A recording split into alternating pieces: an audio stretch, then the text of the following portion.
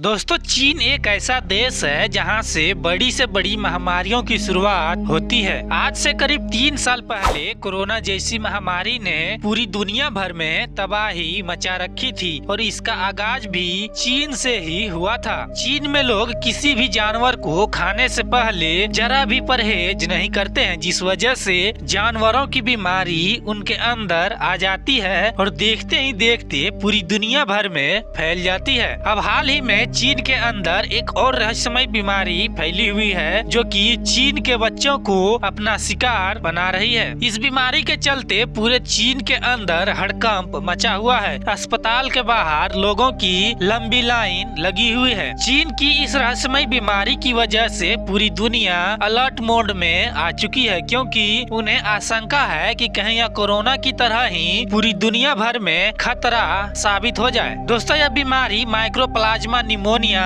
और influenza flu है, जिसके चलते अब डॉक्टर भारत के सभी लोगों को इस बीमारी के खिलाफ सचेत रहने के लिए बोल रहे हैं।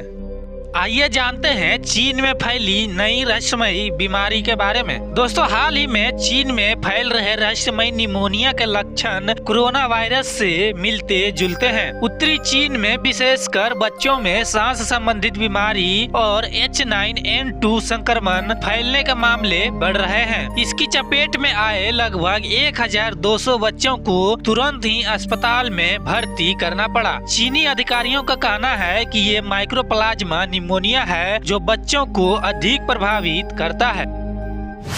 क्या है चीन में नई बीमारी फैलने की मुख्य वजह? दोस्तों, चीन में नई बीमारियों की फैलने का एक वजह यह भी है खुले में मीट का बाजार। साइंटिस्ट का मानना है कि इन बाजारों में सीमित स्वच्छता और ढीली निगरानी के साथ विभिन्न जानवर, पशु पक्षी और समुद्री जीवों को मांस बेचा जाता है। उनका कहना है कि विभिन्न प्रकार के पक्षी, स्तनधारी और संक्रमण जैसी बीमारी फैलने वाला खतरा रहता है और ये संभावित रूप से संपर्क में आने वाले मनुष्य को भी संक्रमित कर सकते हैं।